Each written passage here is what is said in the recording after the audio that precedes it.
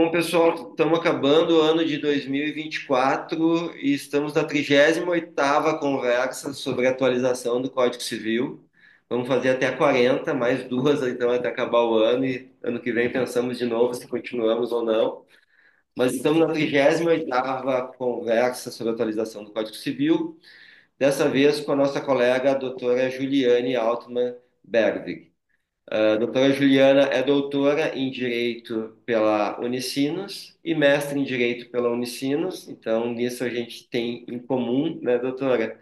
Somos doutores e mestres pela Unicinos. Ela é formada pela Universidade de Santa Cruz do Sul, que é uma grande universidade, já tive lá palestrando e assistindo meu pai palestrar. É interessante o significado daquela universidade para a região. Vale Taquari, né? E é especialista em direito ambiental nacional e internacional pela URGS, professora universitária na Fevale, né? Fundadora e diretora da Associação Gaúcha de Advogados de Direito Ambiental e Empresarial, muito legal isso, muito interessante. Quero conhecer essa associação, doutora, depois me convida. Com Autora de certeza. artigos científicos, livros e capítulos de livros e advogada. Doutora, quero te agradecer em meu nome. Eu sou diretor do Departamento de Direito Civil do IARGS. Quero te agradecer em nome da doutora Sulamita Cabral, que é a presidente do IARGS. O IARGS, uma instituição, o Instituto dos Advogados do Rio Grande do Sul, completou semana passada 98 anos de vida. É mais antigo que a OAB, inclusive, no Rio Grande do Sul. Nossa, Já faço o convite para também se associar ao IARGS, né? Tem uma comissão de direito imobiliário, que é a sua especialidade, que é maravilhosa, com a doutora Daiane Stout, aqui no IARGS. Quero te deixar o convite para ano que vem pensar em fazer parte do Instituto conosco. Quero te agradecer por esse tempinho aí que tu está dedicando ao IARGS e aos advogados, tanto do Rio Grande do Sul como do Brasil, que são os que nos assistem.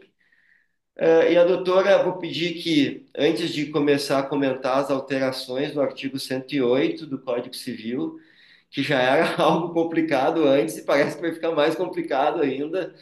É uma alteração tão simples, né, mas que significa tanto. Mas quero também que tu apresente um pouquinho da tua trajetória, onde tu tá, onde teu escritório tá, a tua especialidade em como advogada, né, e a tua atuação na faculdade aí na Fevale. muito boa tarde. Então, doutor, quero externar assim a minha alegria, uma honra imensa em ter aceitado e ter recebido esse convite para essa conversa, né, a respeito então das atualizações do Código Civil, especialmente em relação ao artigo 108, tá? Então, realmente fiquei muito honrada com esse convite, né? E não poderia deixar de aceitar, né? E mesmo no final do ano de estar todo mundo, né? Eu digo, dando blackout cerebral já de tantas atividades, né? Então, mas mesmo assim não poderia. Então, muito obrigada novamente, né?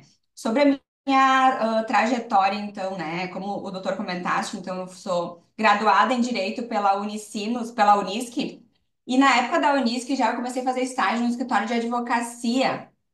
E eu digo sempre, o direito imobiliário, ele caiu no meu colo, e o direito ambiental foi o que eu busquei, né, para justamente ter a competência, a capacidade em hoje atuar com regularização imobiliária de uma forma completa, né? Então, conseguir olhar para o imóvel, para o empreendimento, avaliando todos os pontos, né? Seja o ponto contratual, o ponto registral, a questão urbanística, né? Plano diretor, licenciamento ambiental. Então, ter essa visão macro, né, do problema que é a regularização imobiliária.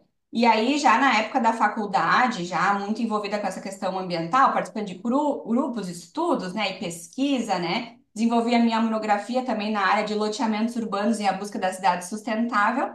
E quando eu estava no nono semestre, um tanto pouco ansiosa, né, para continuar estudando, eu já comecei a especialização em direito ambiental na URGS. Então, na época, eu fazia graduação, especialização.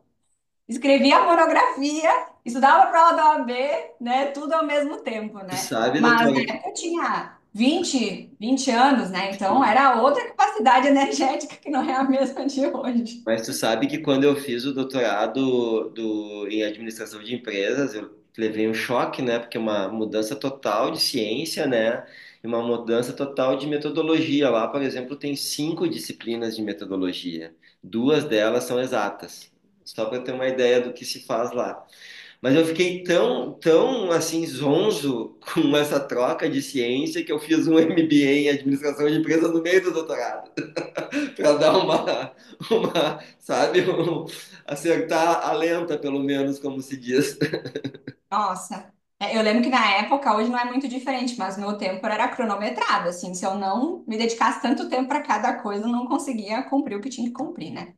Mas no final deu tudo certo, aí eu acabei precisando me desligar do escritório de Santa Cruz do Sul para vir morar na região de Novo Hamburgo por questões pessoais.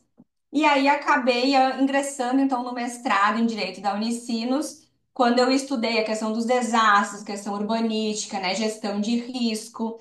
Logo depois, então, eu comecei a lecionar na Universidade Fevale, com as disciplinas voltadas, então, para o direito civil, direito contratual, direito ambiental, direito imobiliário. Então, na sequência, também ingressei no doutorado em Direito também pela Unicinos. E na época eu desenvolvi a tese de doutorado voltada para a gestão dos riscos nanotecnológicos riscos ambientais da nanotecnologia. E aí também tive a oportunidade de ir para fora para estudar, né, e quebrar alguns paradigmas jurídicos, né, e metodológicos que a gente acaba percebendo que o direito tem muito ainda a evoluir, tem muito ainda a ter uma visão mais sistêmica, né, e aí trazendo também a visão de Luhmann, que eu sei que o doutor também compartilha dessa visão, né, mas que explica muitas questões que são, digamos assim, o ponto de partida que a gente precisa para conseguir encontrar os meios dinâmicos, né, de soluções de todas essas exigências sociais e de negócios jurídicos que a sociedade tem exigido do direito, mas que muitas vezes o direito ainda não consegue trazer respostas, né? Então, na época, eu estava comentando com o doutor, né, tive a oportunidade de ir para Berkeley, né, para MIT, para Harvard, foram períodos curtos, mas eu digo que foram períodos que foram realmente assim uma virada de chave, né, na minha visão assim e na ampliação de consciência sobre o papel que o direito tem como missão, né, nos atuais tempos em que a gente vive, né? Também eu já tive projetos de pesquisa iniciado e concluído pela FAPERGS voltado para este tema e atualmente estou com um novo projeto de pesquisa também na FAPERGS que é sobre inteligência artificial, então, e gestão de riscos das novas tecnologias, né? Então, a minha área sempre na área de pesquisa, muito voltada para essa, né, quebra desses paradigmas, essa dinamicidade que o direito precisa imprimir. E na área da advocacia, então, regularização imobiliária, né, incluindo o direito imobiliário e o direito ambiental, que é uma área que eu adoro, né? E o meu foco é no extrajudicial. Então, eu digo, a minha meta de vida é ter zero processo, né? No futuro eu não quero ter nenhum processo judicial, só trabalhar com extrajudicial, até porque eu acredito que também este é o futuro do direito. O futuro do direito não é mais o processo judicial, né? Até porque isso não é dinâmico, né, de resolver. Então, atualmente essa é minha trajetória, né? E continuo sempre estudando, né? Sempre correndo atrás das atualizações. Legal. Me diz uma coisa, e sobre o 108 do Código Civil, então? Além da, Vamos lá. além dessa mudança, implicações práticas dele. Eu vou ler o 108, tá? Uhum. E aí a doutora comenta. Não dispondo a lei em contrário, a escritura pública é essencial à validade dos negócios jurídicos que visem a constituição, transferência, modificação ou renúncia de direitos reais sobre imóveis e ponto. E ponto. E aí vamos Antigamente, lá quer com dizer, a... antigamente não, hoje, né? Hoje, desculpa. No futuro pode ficar assim, mas hoje é sobre imóveis que têm um valor acima de 30 salários mínimos. Tá caindo, Isso. então, esse piso, ou esse. Exatamente, né?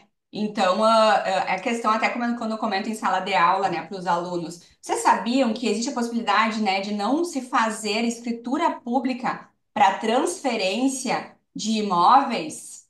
E eles, não, como assim? Tem que fazer. Eu disse, não, vamos lá ler o 108. Porque na prática da sociedade, isso já virou tão corriqueiro não se fazer, né, contratos particulares, que hoje a sociedade já está acostumada a se fazer escrituras, né, de compra e venda. Então, o que que eu percebo, né? Que essa modificação ela vem ainda mais consolidar essa necessidade de segurança jurídica que a gente precisa em relação à escritura. Porque a gente percebe assim que eu atuando na prática do direito imobiliário, percebo que muitas vezes pensando num cenário, né, longe, digamos assim, de máxima segurança jurídica, a pessoa já faz escritura pública, já emite lá as certidões mínimas que precisam ser emitidas para fazer escritura pública, né, pelos regramentos.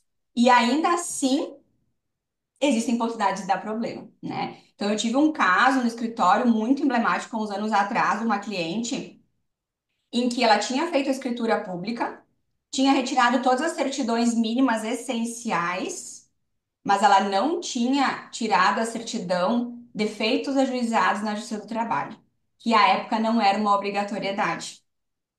E aí o que aconteceu? Na época não operava ainda a lógica, enfim, da centralidade de todos os atos na matrícula, né?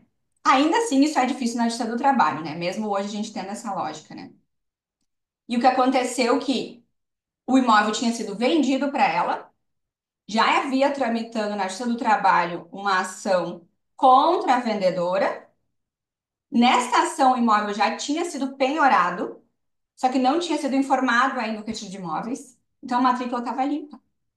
E quando foi tirado a certidão negativa de devedores, a inclusão no rol de devedores trabalhistas, saiu, porque por erro do cartório também ela não tinha sido anotada ali no rol de devedores, porque o processo tinha sido ajuizado contra a empresa jurídica, né? Então, depois da desconsideração, ali foi atacado os bens da pessoa física, né? E acabou que recurso e não reverteram e o imóvel foi para leilão, né? Então, hoje eu trabalho muito com a due diligence, né? E essa due diligence, justamente, eu busco fazer uma varredura de informações, assim, sobre todas as certidões que são necessárias e até as desnecessárias para conseguir investigar e verificar se de fato existe essa segurança nesse imóvel que está sendo comprado, né? Então, eu vejo essa alteração com olhos positivos, tá? Tendo esse viés, né, em relação a todos esses riscos que são impressos e também considerando que já existe em relação à compra e venda de imóveis, né, digamos assim, uma aderência da sociedade em relação à necessidade de se fazer essa escritura, né? Sim. Eu penso o seguinte, doutora, e a questão é de validade, né? Então, se não tem escritura, o negócio pode ser desfeito, né? É, o que, enfim, né, para quem acaba comprando ou até vendendo, pode, pode utilizar como uma espécie de fraude assim a seu favor para desfazer o negócio. Mas o que eu questiono e que acho que, né, eu esperava sinceramente que fosse, apesar da segurança jurídica, e olha como que a gente que a gente pensa o direito de uma forma dinâmica, né? Eu pensava que podia até aumentar esse valor, tendo em vista a característica de como é que eu vou falar? Minha esposa é arquiteta e ela diz que não existe vila, existe núcleo urbano núcleo urbano núcleo urbano subdesenvolvido, que são, enfim, as vilas aqui em Porto Alegre tem quilombo dentro de Porto Alegre, tem às vezes invasões de praça, né? Ah, mas principalmente até agora em face também do direito de laje, né? Que geralmente acontecem em imóveis com menor faixa de renda, menor valor, né? Será que isso não pode ainda trazer, ou não seria um fechar de olhos para essas situações? E isso não pode ser um complicador até mesmo para os direitos das pessoas que estão ali transferindo de imóveis e vivendo nessas condições, né? Mas isso vai contra a principiologia do direito, que é de segurança jurídica, né? Então, olha o É, problema que a gente tem, né? Sim, exatamente, né? Pensando nessa dinamicidade, mas pensando também em conhecendo toda a questão de grilagem, né? A questão de poucos dias atrás, uma aluna mesmo me disse, prof, tu soube da moça que foi presa em Novo Hamburgo, que ela vendeu 20 vezes o mesmo imóvel, sabe? Então, o que que eu vejo? O que que penso que seriam os esforços, né? Para a gente trazer mais modernização para o ato de escritura.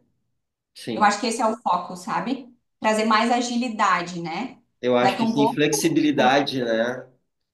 Sabe? O ato de escritura, porque e isso eu vejo assim na minha pesquisa de plataformas, né? Das plataformas de mobilidade urbana, as cooperativas, plataformas cooperativas são as que menos se desenvolvem, porque são as de mais difícil adesão pelo motorista. Porque tu tem que ser um cooperado, e ser um cooperado não é simplesmente se logar e começar a trabalhar.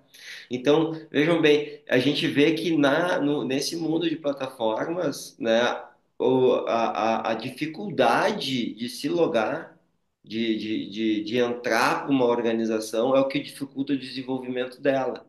E isso que tu falou tem um paralelo muito forte, porque hoje talvez o maior problema, né, é essa dificuldade de fazer a escritura pública, tanto de valores, como de tempo, como de cultura das pessoas, né? Vamos lá, Sim. a gente vai exigir que em uma vila de 20 mil pessoas, de 30 mil pessoas, que nem tem Porto Alegre, por exemplo, as pessoas que estão ali comprando, entrando, saindo das suas residências, elas vão fazer escritura pública de às vezes um barraco que custa 30 mil reais, 50 mil reais que custe, se troca pelo Uhum, carro usado. É assim uhum, que funciona a sistemática sim, nesses núcleos urbanos sim. E outra subdesenvolvidos. questão que até eu comentava outro dia, quando eu estava numa banca do mestrado em Direito do Direito de Negócio da Unicinos, e eu participei de uma banca sobre REURB, uma outra banca também sobre uso campeão extrajudicial, e eu comentava, né, o quanto o procedimento ele está muito duro em relação à possibilidade de parcelamento dos emolumentos, da escritura Também, também. e do registro, né? Poxa vida, tu pode parcelar tudo, tu compra uma casa em 35 anos, Sim, que tu não tem condições de pagar ela à vista, né? Por que que tu não pode parcelar os emolumentos? exatamente. Concordo, concordo. Porque muitas vezes é nisso que tranca, né? Ah, eu não consigo fazer escritura por quê? Porque eu tenho que pagar os emolumentos. Eu tenho que pagar emolumentos, guia de TBI, mais emolumentos do registro de imóveis, né? Mas Então, mesmo tudo que se encarece o procedimento. olha o parágrafo primeiro do artigo 108, como vai ficar. Os emolumentos das escrituras públicas dos imóveis até 30 vezes o salário mínimo terão sido reduzidos pela metade seus emolumentos. Mas parece que não há uma compreensão do legislador que, em primeiro lugar, até 30 salários mínimos, talvez até 50 salários mínimos, pela característica do imóvel e da família que está nele, e talvez até 100 salários mínimos, tem que ser zerados os emolumentos. Em segundo lugar, não pode depender de uma pessoa sair do seu trabalho, da sua vida, enfim, da sua dificuldade, entrar num cartório de registro de imóvel para fazer escritura pública. Isso é inviável, não entender qual é a sociedade brasileira, sabe? E, enfim, tem o parágrafo segundo, em caso de dúvida e para as finalidades desse artigo, o valor do imóvel é aquele fixado pelo poder público para fins fiscais e tributários. Eu acho que isso aqui é legal também, né? Porque é um parâmetro que causa problema até hoje, né, doutora? Com certeza. Eu queria só, em resumido, destacar os três pontos, então, dessa atualização, né? A obrigatoriedade, então, de escritura para todos os atos como uma regra geral, Regra como geral. uma consequência, visualizando, então, o problema dessa mudança, que seria, digamos assim, o bloqueio, que seria a questão do custo, né? Imagino que o legislador tenha pensado quanto ao custo. Não, então vamos reduzir os emolumentos para os negócios com valor venal inferior a 30 salários mínimos, mas este valor do imóvel será fixado pelo poder público, né? Pelo Então, poder aí a público. gente tem um outro problema de uma situação que aparentemente nós já tínhamos avançado quanto a isso, né? Sobre a questão da obrigatoriedade da escritura, eu ainda queria, doutor, me permite fazer um link com o provimento 172 do Código Nacional de Normas da Corregedoria Nacional de Justiça do Conselho Nacional de Justiça, em que, considerando então a questão ali da alienação fiduciária de bem imóvel, em que ele menciona, né, a utilização de instrumento particular relativo à alienação fiduciária com efeitos de escritura pública tão somente, então, para aqueles órgãos que sejam integrantes do sistema financeiro imobiliário. E aí, na sequência, porque ele vai fazer o link com o artigo 38 da Lei de Alienação, que trazia a menção que poderia ser por instrumento particular, né? Então, sendo uma legislação especial, incluindo, então, o artigo 440 na resolução 170, no provimento 172, e depois, logo depois, poucos dias depois, o provimento 175 vem a alterar o artigo 440, então, para esclarecer que esse alcance, né, quanto à questão ali, dos instrumentos particulares, ele está envolvendo só sujeitos de operações de securitização, de recebíveis imobiliários, na permissão de lavratura de instrumentos particulares, na formalização de negócio, então, translativos de créditos reais. Então, só para fazer esse link, né, com relação à questão dos instrumentos particulares que antes estavam sendo permitidos de uma forma mais ampla e depois os provimentos, então, foram reduzidos. Até o provimento, então, ele deixa claro, né, que instrumentos particulares celebrados por entidades que não operem sobre o sistema financeiro, né, com data anterior a 11/6, que é a data do início do provimento de 2024, podem aceder ao registro de imóveis, desde que o registrador imobiliário possa aferir a autenticidade da data da celebração do aludido título formal, demonstrada pelo reconhecimento da firma de qualquer uma das partes, ou outro meio. Então, só para fazer um link com essa questão do artigo 108, né, que traz a possibilidade da particularidade, que também estava relacionado à questão, das escrituras com um instrumento particular em caso de alienação fiduciária, mas que agora foi fechado um pouquinho mais essas possibilidades, então. Mais uma perguntinha, doutora, para acabar, e aí eu deixo tu voltar para sua vida aí. Nossa, mas eu tenho muita coisa ainda para falar, se Não. precisar de... E assim, olha, sobre todo e qualquer, não sei, isso é algo que eu me questiono, tá? Não quero ser, tenho bem menos certeza do que eu falei antes sobre aumentar a isenção para 100 salários mínimos, mas eu lhe pergunto assim, para todo e qualquer direito real sobre imóvel, precisa essa escritura pública, isso também não é pouco flexível? Assim, É, mesmo realmente. como os negócios acontecem. E uma outra pergunta, tokenização de imóvel, como é Isso é que uma se provocação. relaciona com o direito real, doutor? Sim. Não, eu entendo que eu penso que eu mantenho a minha posição, né? Em que eu entendo que existe, digamos assim, um fechamento de cerco em relação a essa questão da obrigatoriedade das escrituras.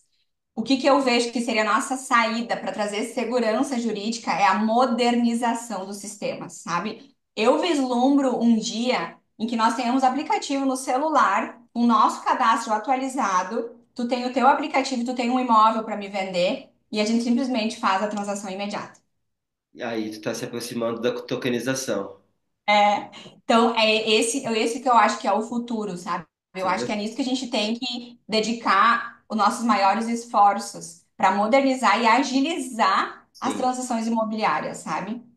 Você vê só, né? A gente, né, em umas palestras e eventos que a gente estava conversando até com a doutora Daiane Stout, que já fez aqui uma conversa conosco, a gente destacava que os provimentos, eles não reconhecem o token como natureza de direito real, de imóvel, né? E isso é o que traz maior insegurança jurídica para o mercado de compra e venda de token imobiliário, digamos assim, né? E agora tu traz um contraponto que é interessantíssimo e que está na própria ontologia do imóvel, né? Que é a natureza e a ontologia do imóvel com token e o que é realmente tratar da natureza jurídica dos institutos, né? Que talvez, né? Talvez a solução seja dar uma natureza de direito real para os tokens. E aí a gente tem, né, um mundo de possibilidades que hoje parece que não existe quando se fala nisso, né? E eu acho que isso não exclui o poder de fiscalização e a fé pública do tabelião e do registrador, sabe? Que Claro, vão estar ali controlando os processos e dando a segurança claro. jurídica, né? Então, eu acho que essa função do tabelião na lavratura das escrituras, né, na fiscalização dos procedimentos, eu acho que isso se mantém, mas de uma forma muito mais dinâmica, né? E acelerada no sentido de não precisar se deslocar, né, de conseguir fazer. Hoje a gente já tem pelo e-notariado essas possibilidades, né, maiores de se fazer à distância, mas ainda assim, acredito que tem muito ainda a evoluir em relação a esses Tem, né? procedimentos. Concordo Mas eu contigo. concordo com o doutor, eu acho que a questão ali do direito real sobre os tokens vai trazer uma legitimação do procedimento, né? Eu acho que é algo que tem que ser discutido e não simplesmente negado como é, né? Porque no direito tem isso, o direito não discute outras possibilidades, ele vai pela aquela principiologia, finca o pé ali, vamos até o final por 100 anos, daqui 100 anos a gente tenta mudar, né? Parece que o direito tem essa lógica dentro de si.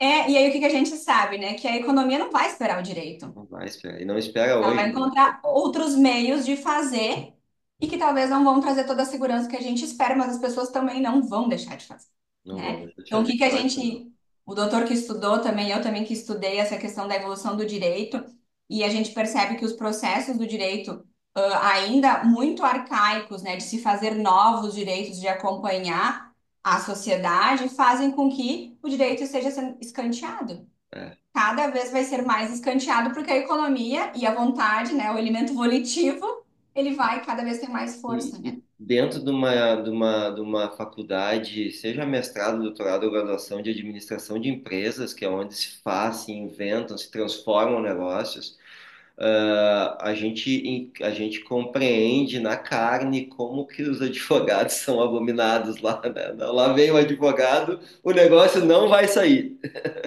É sempre assim, né? E talvez por causa disso mesmo, né? Porque a gente tem que se abrir, né, pro Gente. novo, para outras coisas, né? Outras razões e outras inteligências, principalmente. Doutor, complementando ali em relação ao parágrafo segundo, né, e trazendo ali um contraponto quanto ao tema repetitivo 11.13 do STJ, né, que comentou sobre a questão ali do valor da transação declarado pelo contribuinte. Então, é algo que a gente já tem visto nessas discussões, né, e aí me parece que a gente volta agora com essa previsão ali do parágrafo segundo, né? Inclusive, eu tenho clientes já. Não, doutor, eu quero entrar com processo porque a guia de TBI foi cobrada, o imóvel é 1 milhão, mas eu paguei 500, essa metade eu quero judicializar, porque de fato muitas vezes o padrão que é seguido pelos municípios, né, ou muitas vezes pela exatoria, não é exatamente o valor daquele negócio que foi formalizado. Em conclusão, altamente discutível a atualização do artigo 108. Muito discutido, né? Então, trazendo, né, essa obrigatoriedade da escritura para todos os casos, né? A questão ali da redução do valor, dos emolumentos, né? Em casos, valores até 30 salários mínimos, se aumenta essa régua, ou se baixa essa régua, ou se exclui essa possibilidade, né? E também em relação ali à definição do valor dos negócios, que do meu ponto de vista, não deve ser definido pelo poder público, né? Deve ser definido pelo negócio. Perfeito, doutora. Te agradecer muitíssimo, muitíssimo obrigado. Em nome do Departamento de Direito Civil, em meu nome, e em nome do IARGS e da doutora Sulamita Cabral, que agora, dia 11 de dezembro, eu já adianto que vai ser reeleita presidente do IARGS. Obrigadíssimo, doutora. Até a próxima. Um beijão, Obrigada, foi uma honra imensa. Conte comigo para outras oportunidades. com certeza. Obrigado.